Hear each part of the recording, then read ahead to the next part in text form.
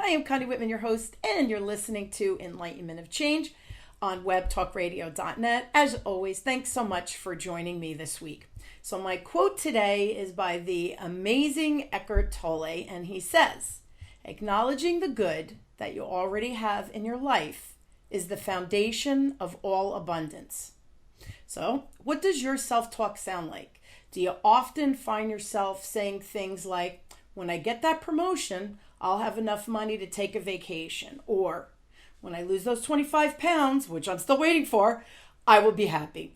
Sometimes it's actually really hard to break those old habits and start to live from a place of having everything you already need, right here and right now.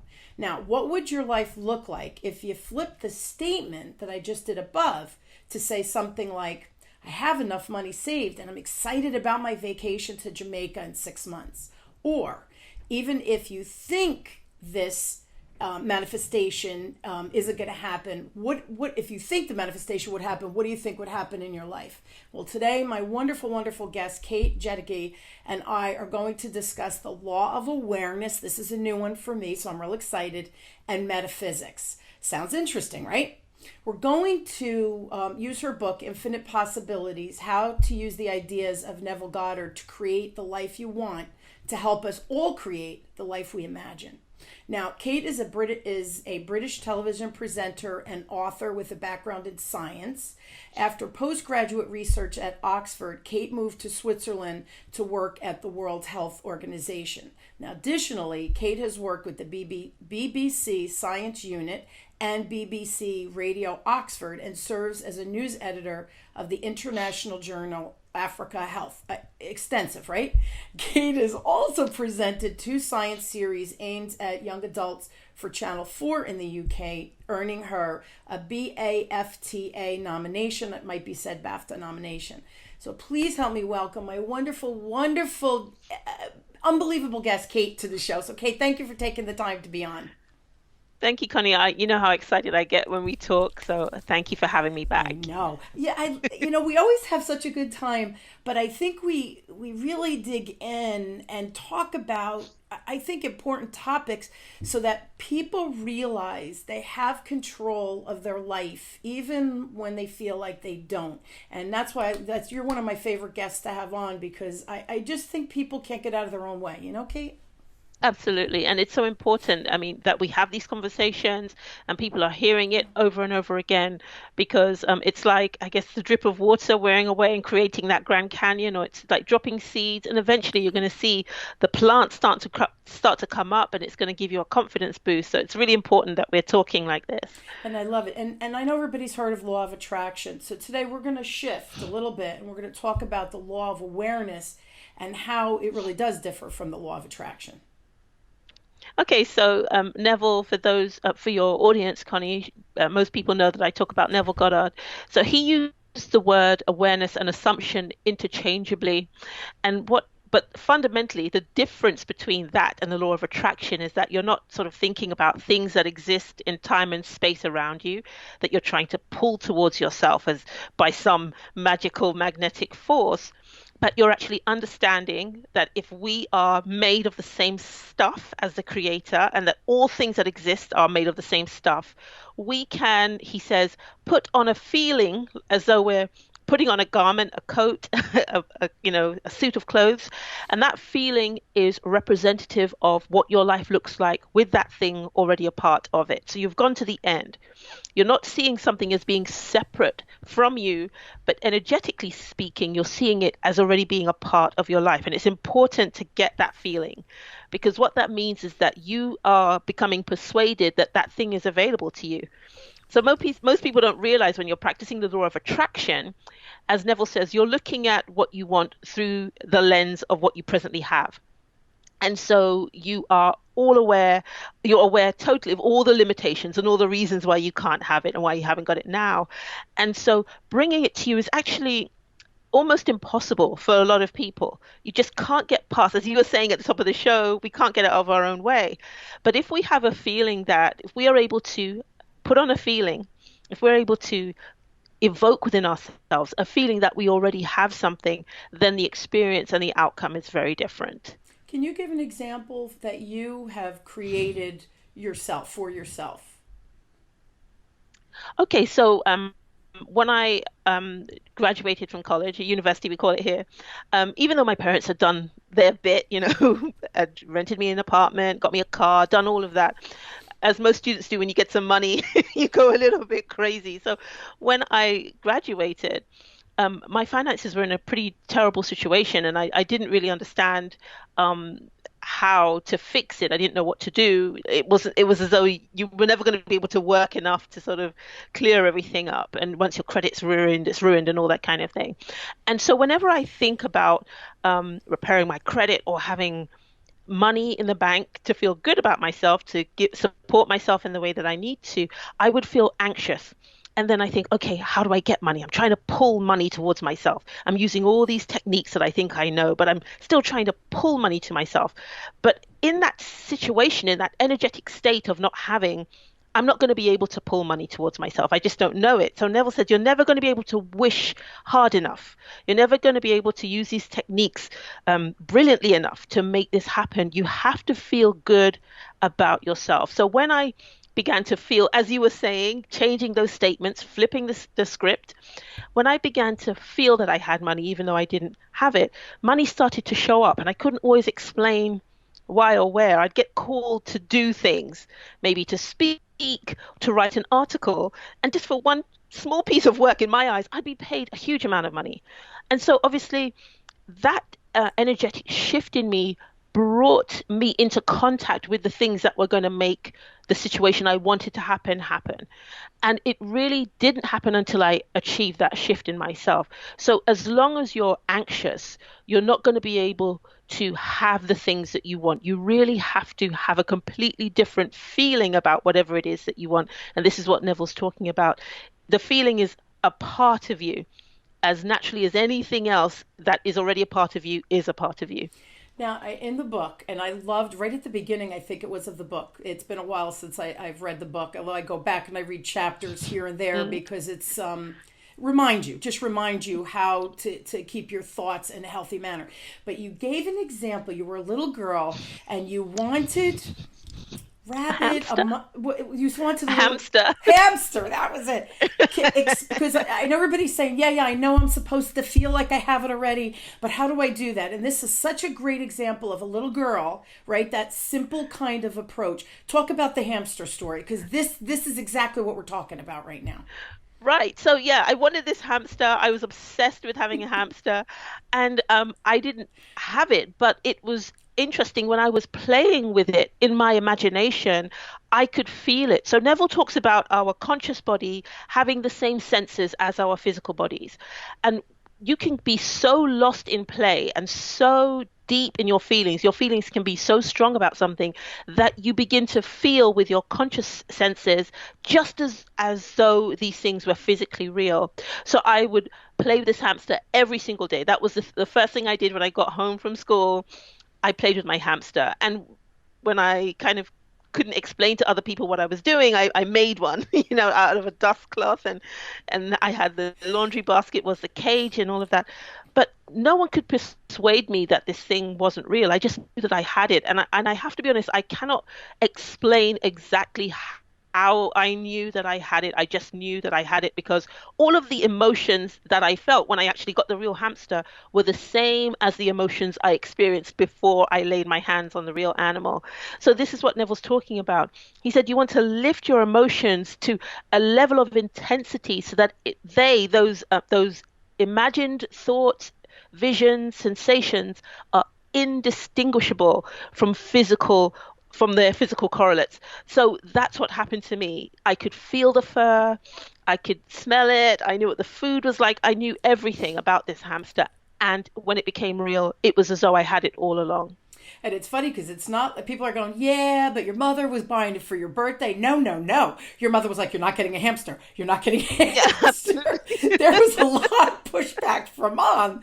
And you're like, well, I'll show you. I'm going to play with this dust cloth. and you made it the hamster. So that's such a great example. I remember when I first started the show, I was having people I knew, Kate. So it was all Jersey people. And the producer said to me, the owner of Web Talk, she called me up one day. She goes, all right, so here's the deal. This isn't a Jersey show. You need to like cast your net, and you got to get people from outside of New Jersey. I was like, I don't know anybody outside of New Jersey. So she's like, I don't know. You got to figure it out. So I talked to my husband and I told him, and he goes, well, what are you going to do? I go, I have the faintest idea what I'm going to do. I said, but you know what? I believe that I have people from all over the world that are on my show. I believe it. I feel it. When I interview people, I'm getting better and better. They're going to find me. These people want to be on my show. My husband looks at me like, you're out of your mind. Within a month, somebody from Hawaii found me.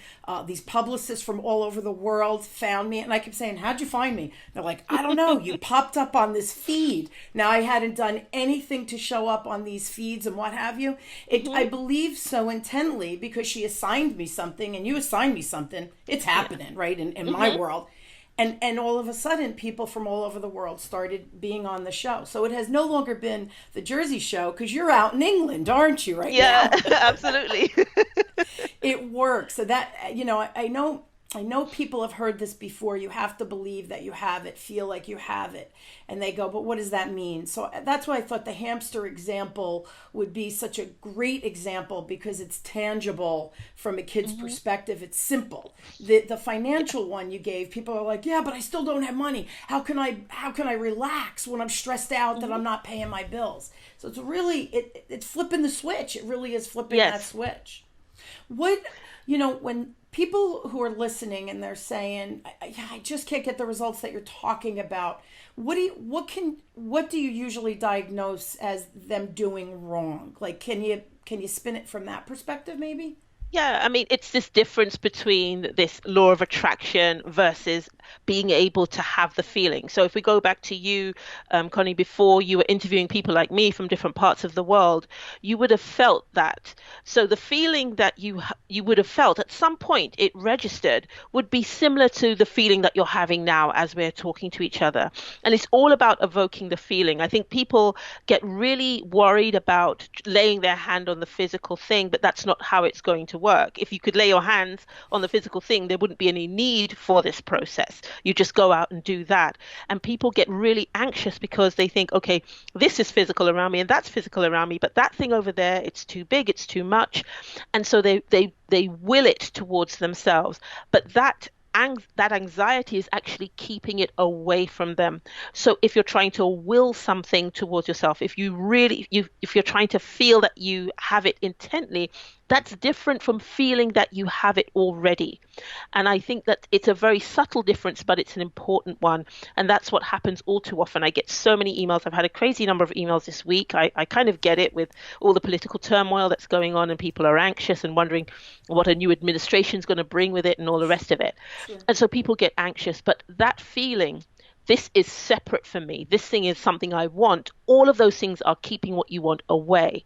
If you're able to quiet those feelings and better yet, replace them with feelings of certainty, relaxation, that I have it, it will show up. I know it seems a lot to ask when you're going in the middle of something that's difficult, but we're never going to be able to worry enough to bring what we want into reality. But if you just take the plunge, as Neville says, it takes real courage, but take the plunge, start with something small. What will happen is once you've confirmed that that's the way it works, I've got to feel I have it first and then it shows up, and you do that a couple of times, you'll be flying because you would have persuaded yourself. You've got your own verification of this process. So don't just take my word for it, your word for it, Connie. As people who do this, do it for yourself. Take the plunge and see what happens. We need to get the order right. We feel we have it first and then it shows up. Yeah, and it's amazing. I remember I had a retirement dinner over the summer, and I was still in the throes of writing my book, which is I'm going to probably launch in February of 2020. But I was in the throes, and I was at this thing, and everybody's like, "Oh, Con, what's going on? What's new?" And I said, "Oh, I wrote a book. I wrote a book. I was still writing the book, by the way." And they're like, oh, what's the name of it? I go, I'm playing with a couple of ideas, and I threw it at them. Oh, we like that one. I go, yeah, that's the one I was leaning towards too. I think that's what I'm going to name it. That's that. Thanks for that help. And as we started talking, I'm like, oh, and then I'm going to create a master class, because I think entrepreneurs really struggle with, they're good at what they know, their businesses, but they don't know how to sell it. And really selling is just an extension of being passionate and talking about, what you've created. You just have to know how to connect with humans. They're like, yeah, you're really good at I go, I know it. I needed to write this book. It was time. So now the funny again, I was in the throes of writing this book. I didn't have an editor. I didn't have anything. I'm just writing this stupid book. It's not a stupid book. It's a great book. All of a sudden, I interviewed another woman that I know, a colleague. She was doing the exact same thing as me.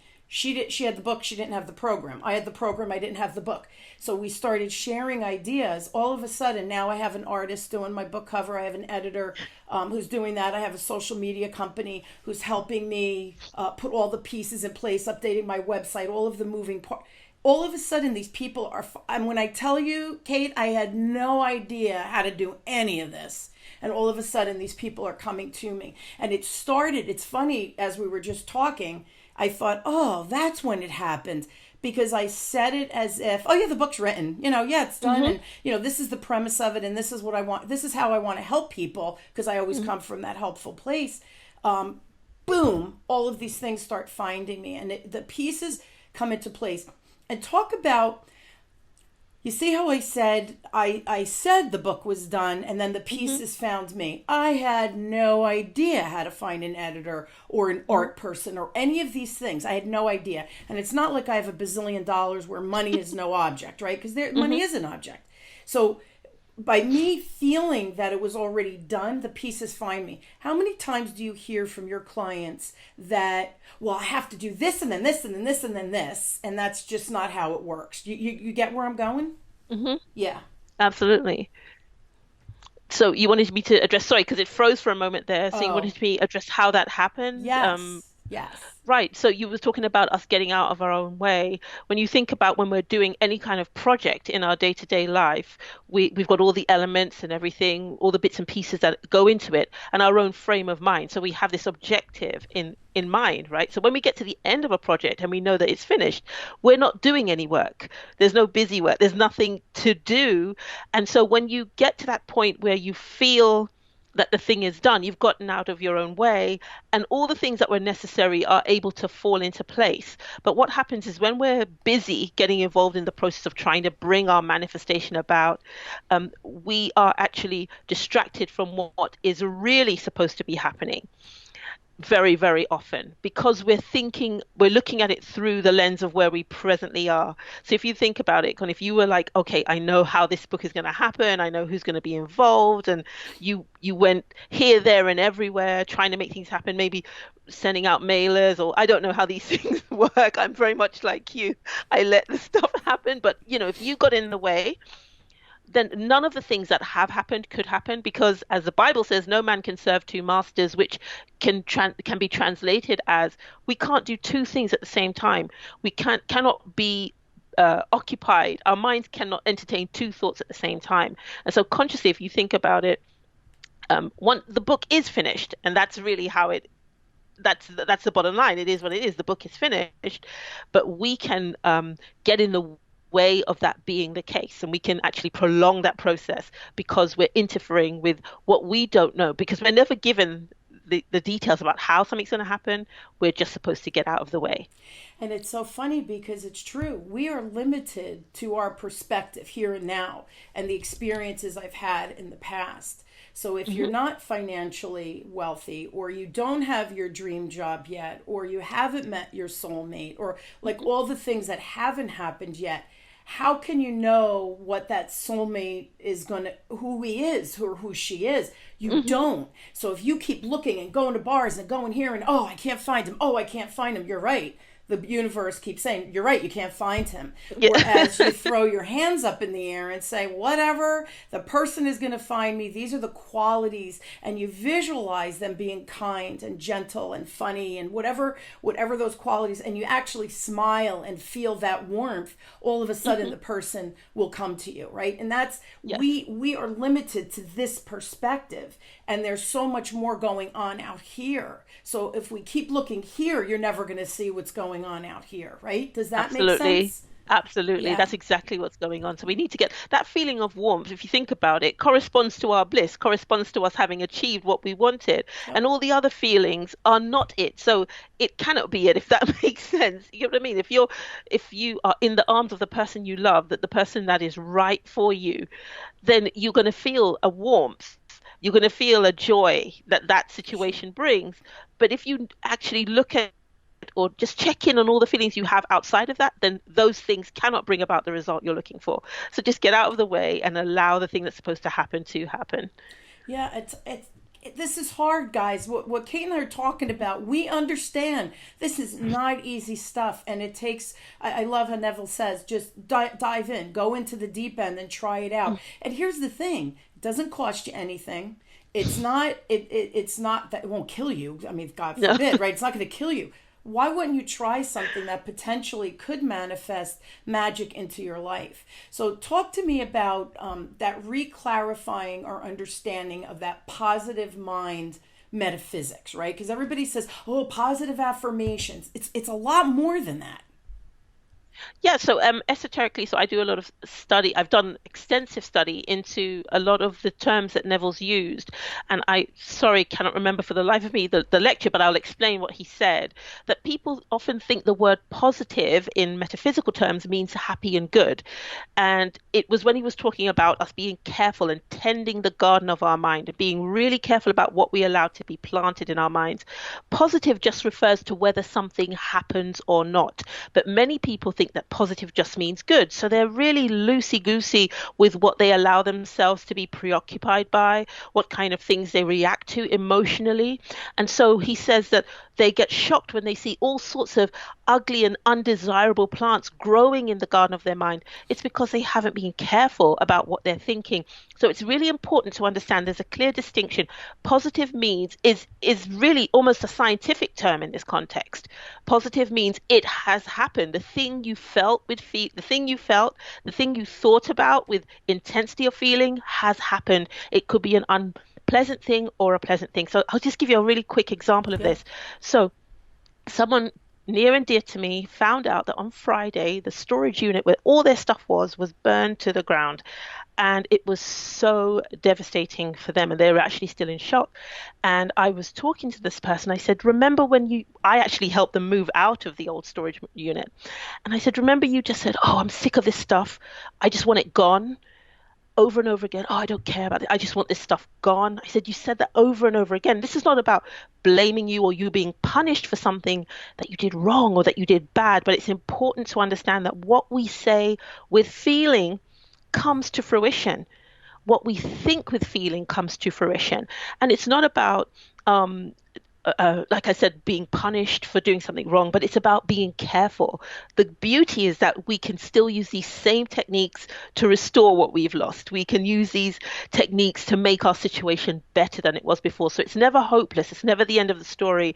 But often when we find ourselves confronted with things that we wouldn't want to happen in our lives, that's still positive mind metaphysics. It means that you were able to feel something with sufficient intensity that it became a physical reality for you. So I always tell people, be really careful. Don't just focus on the good stuff, but be aware of the negative stuff that you entertain as well, so that you don't end up bringing situations into your life that you can't handle. Does that happen? Do you think a lot of people who get sick, they all of a sudden they have cancer or whatever disease that they, Hmm. debilitating disease?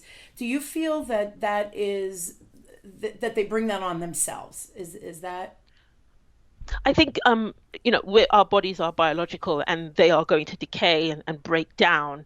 And I certainly think that all things are energetic, even diseases that we experience. So I think it's important that um, if people are particularly anxious, you notice that the mind-body connection is something that medical science has described for decades, if not centuries. Yeah. So this is not something that you and I are making up, Connie. It's well established and well documented. So people who are perhaps very nice people, but always anxious, always worried about things, will find that if there is a vulnerability in the cells of their body, they will exacerbate it. And scientists will be able to tell you about the effects of stress hormones and things like that. So in terms of, I think I'm sensitive about the term bring it on us on themselves. I used to use that and people would say, oh, that sounds like you're blaming. But I think it's important that people do understand that they do bring things on themselves in the sense that perhaps through not understanding or knowing the kind of thoughts that we entertain can have negative repercussions even in our physical health. So it's really important to understand that we are actually, as Neville says, the operant power. We're the one deciding, determining what's happening to us. So he says if you read the newspaper and there's a horrible article and you react to it, you're going to experience something that confirms what you felt with intensity in that moment. So it's really important that we understand when we say bring it on oneself, this is not about blaming, but it's about encouraging people to be really careful about the kind of things that they think and feel. And it's interesting. I had a knee injury working on an elliptical machine. I tore my meniscus, and it wasn't bad enough that they said go and have surgery. So I went through rehab, and but my knee, when I tell you, like at Christmas, when I do Christmas Eve, I would have to put a brace on. It was Wow. like a lead weight on me. It was horrible. And getting in and out of the car, I had to be very careful how I got in and out of the car, how I moved. And I worked with an energy healer, and we got to the root cause. It wasn't the injury in the knee. That was a weakness in my body. But I had money issues, that I was holding myself back and holding on to the anxiousness around money and my own personal I guess, value that maybe I shouldn't have money in my life because I'm not worth it, kind of thing. Yeah. Anyway, she did some pretty heavy work with me, and knock on wood, I have not had a pain in the knee. I don't even think about it anymore. I get out of the car, I sit down, like I never have to cater to it because it's not even in my mind anymore. And it was because that was my weakness, but my own angst was creating pain. I guess reminding me every day, you're not enough, you're not worthy, whatever it was subconsciously. So it's really interesting how, and that's just a good example of it, an injury to the knee, but it doesn't have to be anything debilitating. But how many of us have aches and pains that maybe go back to some of the angst that we're carrying, and it just harbors itself in that weak place in our body, right? We all have injuries and stuff. Mm, absolutely. I mean, Florence Scovel Shinn, who's a metaphysician from the United States, I think early 19th century, she wrote beautifully about the connection between diseases and this idea of what we're thinking of ourselves. And so she talks about it really in great detail. So if anyone who's listening wants to know more about that, it's really important. I mean, you and I are talking about creating the life you want, right? And sometimes people think that it's all about all the goodies, but it's important to understand that we've got to take care of ourselves in a wide variety of ways, and that Absolutely. includes being aware of where we're not perhaps treating ourselves as well as we could be energetically. Yeah, it's amazing. We're mind, body, spirit, right? We're all of Yes, the above within the vessel that's here and now on the earth. yes. People who are listening and they're thinking, this is crazy. I'm disillusioned. I've tried all of these things. It's not working, and they've lost all the motivation to keep Mhm. kind of plugging away. What do you usually recommend to get their mojo back, to have them be motivated? So the first thing to remember is that consciousness, I refer to consciousness as God. You might use another word, and I don't worry about that. But the source of inspiration, infinite intelligence, whatever you want to call it, is constant. It never changes. So the analogy I use when people tell me I can't do this anymore is think of a fire in a fireplace, a roaring fire. The further you step back from that fire, the less you're going to feel its effects. Hmm. So what often happens is that maybe they've started with a type of meditation, or doing a program, or they've read a book like mine, or listened to you speak, and they're really going, wow. And then what happens is that life gets in the way, if you like. So this is not a constant part of their daily routine or Hmm. ritual. So I find that even now, for me, if I am not reading every single day, I find myself oh gosh, yeah, I'm not feeling as good as I want to feel. I have to rush back to what I know. So Neville says it has to be part of you every single day. So if I go back to that fire analogy, the further away you go from it for whatever reason, maybe you think you're too busy to take care of yourself doing meditation or whatever, and so you feel like the warmth has gone out, if you like. If you head back towards that fire, to that source, it's going to come right back. So just have confidence. Take it from me. God or consciousness never changes. This is the one thing that is constant.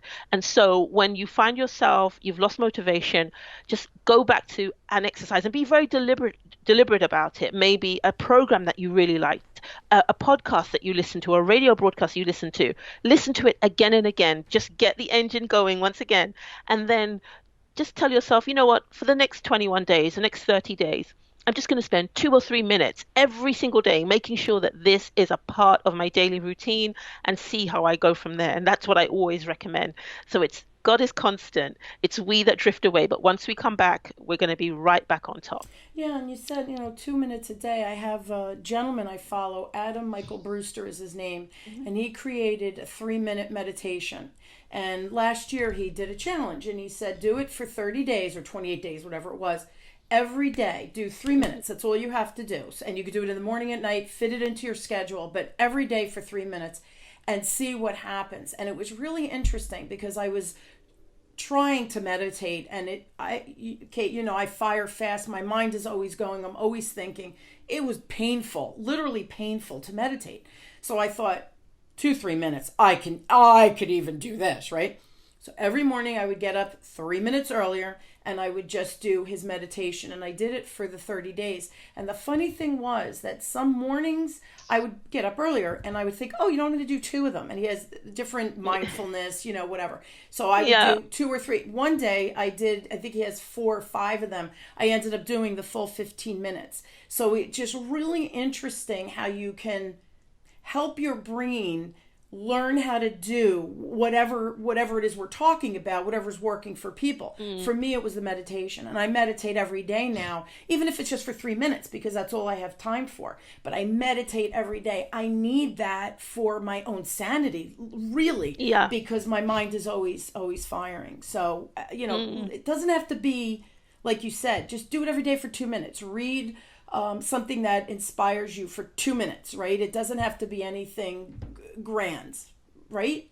Yeah, and also, and it's so wonderful. You can actually incorporate it into things that people do every day anyway. So a lot of people are very, very disciplined in the way that they have their wheatgrass, whatever, in the morning, and they're on the treadmill or whatever. You could have a little clip that's maybe only 30 seconds that you include in your playlist. If you do something that you don't miss every day while you're drinking your smoothie or whatever it is, while you're drinking it, you're reading something that's stuck up on the fridge in front of you, whatever. So it's so easy to incorporate this way of life and make it a part of your way of life, and you will begin to see the benefit to yourself. It's so important that we do it every day, though.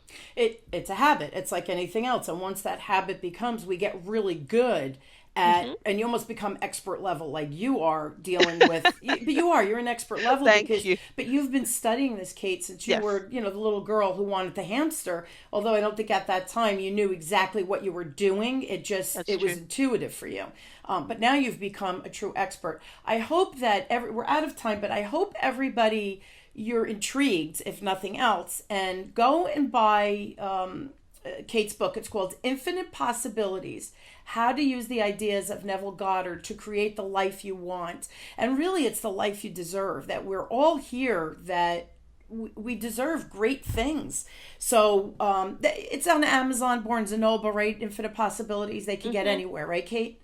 Yes. Yeah, and it's Katherine. Absolutely. It's Katherine is her real name, Jegede. And I'm just going to give you, if you'd like more Kate, which I always want more Kate. I love our time together. Go to her Facebook. So it's facebook.com/ and then it's Katherine Jegede, author. So it's KATHERINE, Katherine. And then her last name, JEGEDE, author. And I will post that on the Web Talk Radio on my Enlightenment of Change website so you guys could find her. But I highly recommend the book. It's funny, Kate, because the book is right by where I sit, watch TV. I read in this one chair in my living room. And that book is like one of my staples right there. that every once in a while I think, I need to read this book. Last summer, when I was doing this book, I felt a little lost because I really didn't know what the heck I was doing. I have to be honest. And I pulled out your book, and my husband said, "Oh, you're reading that again?" And I said, "I'm going to read this every day all summer." And I would just read like a little chapter. I would sit outside with a glass of wine or something like that at the end of the day, where I was finished and I could sit and just focus. So it becomes part of the staple of your life. I highly recommend your book. It's just little reminders. And the other thing, Kate, we didn't mention this with the book. You give little exercises at the end of each chapter, like some of the little exercises you said today, but you really break it down into simple steps so that people can do it for the 28 days or the 30 days to make it a habit while they're, drinking their juice in the morning or working out or whatever it is. So I highly recommend the book. The feedback, have you gotten amazing stories from people who have read the book? Yeah, there were some stories that were really phenomenal. There was a lady who was battling with mental health who has spoken to me about how the book has changed her life. And I was really like thrilled to hear this. And I also heard from a police officer.